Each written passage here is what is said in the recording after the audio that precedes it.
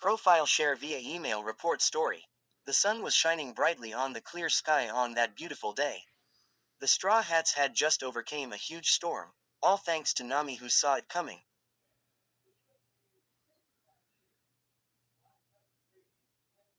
So now they were all relaxing, doing what they liked most, except for Luffy who was impatiently waiting for his afternoon snack to be done.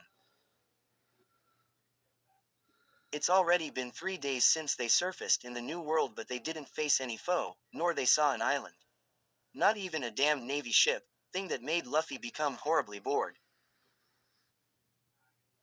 Nami was watching him complain about the lack of action while rolling on the deck with a bored look on his face. She was so happy to see him back to his usual self. Her heart would still skip a beat when thinking about the events that took place only 2 days ago. She could still feel the warmth of his body as they hugged on Sunny's head, and his words of gratitude never stopped echoing in her mind. The next day, she woke up in her room, so she assumed Luffy carried her in bed after she fell asleep, thought that made her heart beat even faster. Well, what really mattered for her was that she managed to help him in those moments and that he seemed a lot better so shortly after. Say, Nami, she heard Robin's voice that disturbed the comfortable silence. What's with you? Ever since we reunited, you're acting weird around Luffy, blushing when he's talking to you and smiling when he does something stupid, she asked, pretending not to know what it was all about. Nami felt her cheeks warm and didn't dare look Robin in the eye. Well, that's, and don't try to lie to me, 'cause I saw Luffy carrying you in our room the morning after we entered the New World. The raven-haired woman cut her off, trying to avoid a few minutes of unnecessary lies as she knew her friend too well. The morning after we entered the New World. Does that mean we spent the whole night hugged on Sunny's head? Nami thought, embarrassed while thinking of a way to escape the awkward conversation. What can I say? It's not like I can bluntly tell her that I fell for the dumbest guy in the world. Well, thank you for clearing that up for me, Robin giggled. Huh, Nami looked at her, confused. You were thinking out loud, you know, she smiled as she watched her friend blush. It's all right, I already knew. I just wanted you to admit it. A few moments back asterisk. Ah, Nami Swan, Robin Kwan. Quote dot. Sanji barged out of the kitchen with 2 glasses full of juice, heading towards Nami and Robin. He stopped, though, when he heard their conversation. And don't try to lie to me, 'cause I saw Luffy carrying you in our room the morning after we entered the New World. Quote dot. Sanji could already realize what they were talking about. So Robin Chan saw it too, huh? What can I say? It's not like I can bluntly tell her that I fell for the dumbest guy in the world. Well, thank you for clearing that up for me. Huh, you were thinking out loud, you know. It's all right, I already knew. I just wanted you to admit it. You should be more careful where you talk about things like these, Sanji said as he placed the glasses of juice on the small table. Promoted stories. You'll also like Masker Shadow, One Piece. Fanfic. OC. 3769. A girl who was born in the world and neglected by her family, and constant bad childhood experience and bullied led the girl into hatred of pirates, loathing them in Beck. Goman. Captain. 52K 1.5K. Book 1. No regrets, right? It's been 2 years since the Battle of Marineford. 2 years since the Straw Hats were separated. After taking off from Amazon Lily with Law. Scales of a Rubbery Girl. 1.9K 35. This is a story about a 17-year-old girl named Monkey D. Luffy that goes on a journey to find the late king of the pirates Gold Roger's treasure and Quat, the One Piece and Quo. Erased One Piece X Modern. Reader. 1M48.6K. DESC. In which a heavy One Piece fan ends up in the world they adored so much. What kind of ways will they contribute to the story? Find out. Warning. Gorgeous Blue, One Piece Live Action, Nami.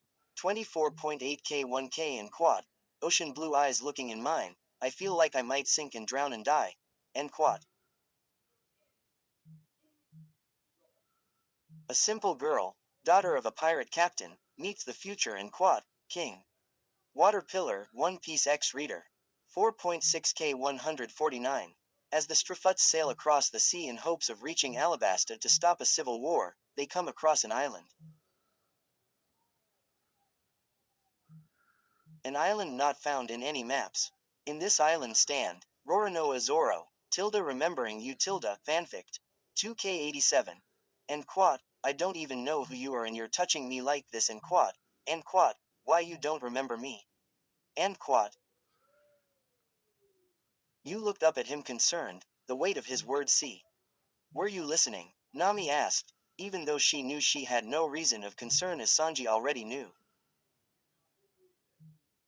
No, I just came to bring you drinks and overheard.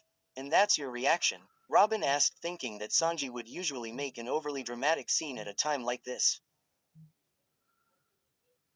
Well, Sanji-kun realized about my feelings too and asked me 3 days ago, after the scene with Luffy, Nami explained, referring to the time when Luffy talked about seeing Ace's grave.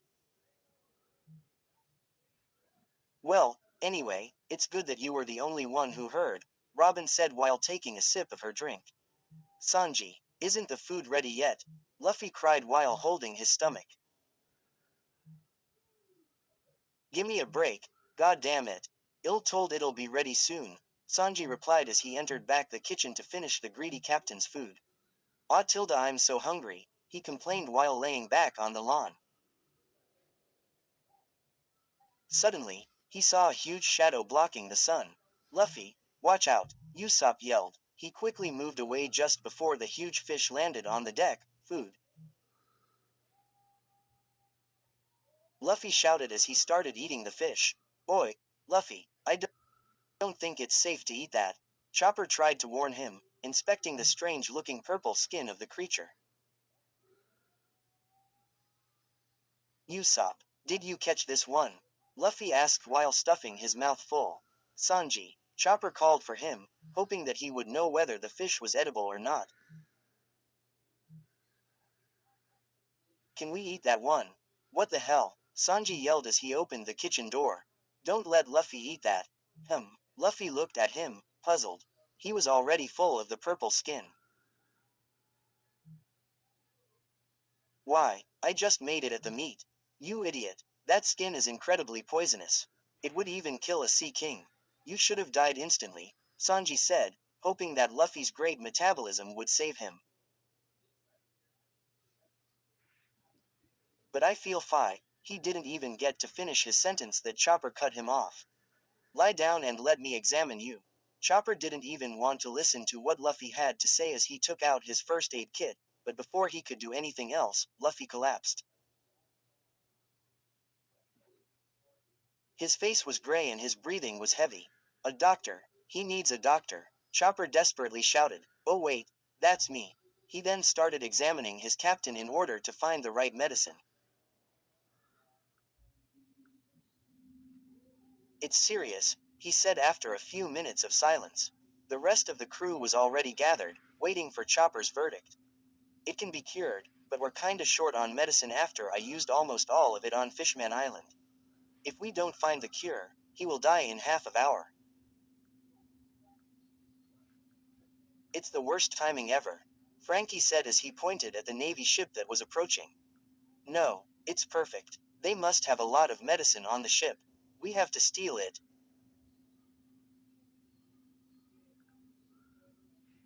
Alright, finally, some action. Zoro had already took out his swords and Sanji was ready to jump on the enemy ship. Wait, Chopper stopped them. I have to come with you to make sure you won't bring the wrong medicine.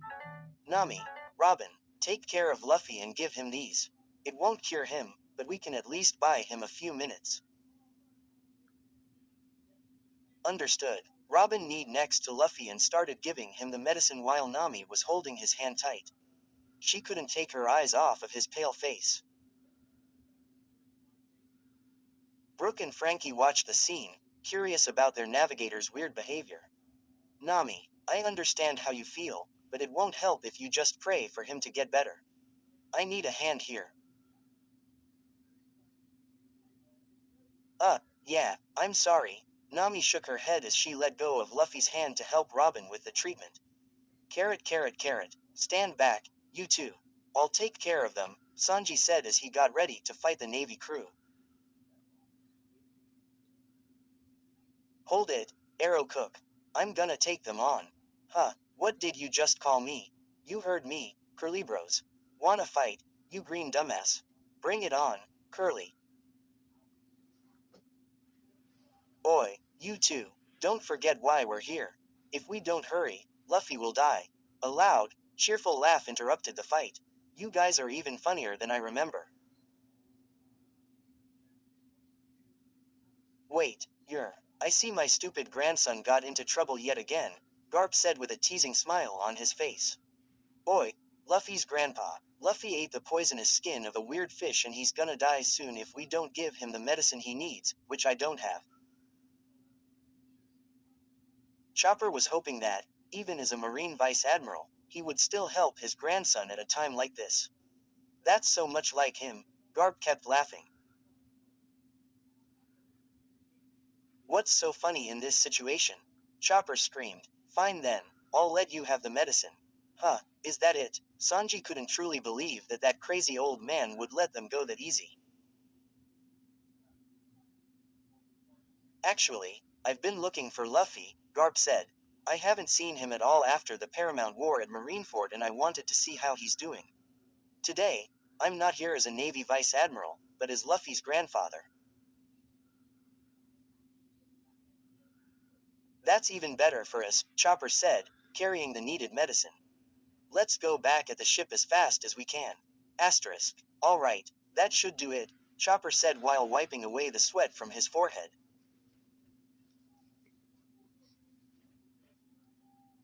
Luffy was slowly regaining the color of his skin after the poison was out of his body. It should take him a few minutes to wake. Sanji, food. The raven-haired boy was already back on his feet and he couldn't think of anything else besides food. That until he saw his grandpa sitting next to him. Grandpa, why are you here? Luffy asked, preparing for the punch that wasn't late to come. What was that for? Doing such stupid things right after your comeback, huh? Don't you even think I haven't heard of your little adventure on Fishman Island? And you were stupid enough to pick a fight with Big Mom like it's nothing. Garp scolded him, trying hard not to laugh. Truth be told, the whole thing amused him. And you came here just to tell me that? Luffy asked, still rubbing his hurt head. No, I came to see how you're doing. We haven't seen each other since that stupid war from 2 years ago. After a moment of silence, the old man continued. I went to see Dayton after that, he said, waiting for Luffy's reaction.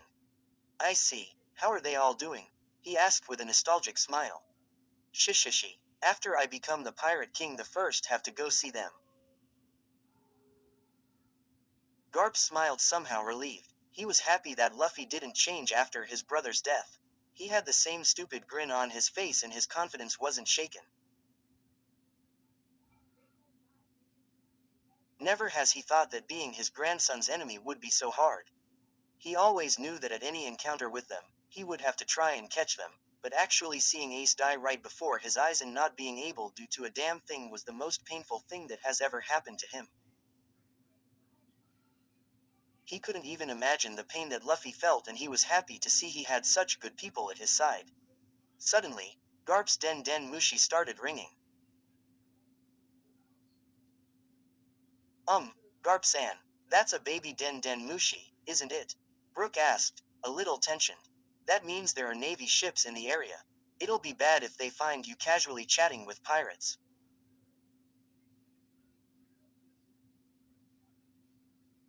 I completely forgot. The old man laughed like it was nothing serious. Well then, I guess I'll take my leave. He turned to Luffy one more time and he hit him again. And try to behave a little, you brat. Even though he's not in charge anymore, Sengoku still scolds me when you wreak havoc on different islands. He thinks I'm responsible for every stupid thing you do.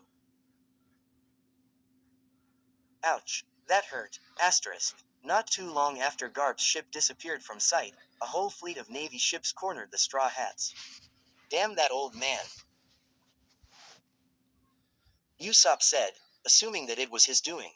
No, Grandpa wouldn't hesitate to catch us himself. I know he wouldn't want to spoil the fun and let someone else attack us. So this is just a coincidence. This is a pain in the ass. Luffy complained. I'm hungry. Let's finish them off quickly and then eat that huge fish, he then said, full of energy. Did you already forget that you almost died because of that fish? Usopp yelled while smacking the back of his head. If I peel off the skin, the meat is edible. I'll cook it for dinner. Sanji smirked as his body was shivering with excitement for another fight. I can't wait. Robin giggled while crossing her arms, ready for battle. Yosh, let's beat those Marines' asses. Luffy yelled. His eyes took the forms of stars and he was only looking at the huge fish. You're still thinking of food. Suddenly, a huge fire brought down all the Navy ships surrounding the crew, cornering them in a circle of fire. What's this? Nami asked, confused. Is it the Mera Mera fruit? No, it can't be, there aren't two fruits of the same kind in the whole world. Oi, everyone, there's a ship coming this way. Frankie was pointing at a weird ship. Robin instantly recognized that ship and a huge smile formed on her face and her heart started beating faster. I've been waiting for this moment. I'm so happy for him. I wonder what reaction he'll have. The raven-haired girl thought. She just couldn't erase that huge smile at the thought of that long-awaited meeting. Wait, guys, they're not our enemies. Robin cleared things out for the others. Do you recognize the ship? Nami curiously asked. Yeah, they're the Revolutionary Army. Yas, this one's done too. Hope you guys like it. Next chapter coming soon. I'm already working on it. See ya next time. Where stories live. Discover now.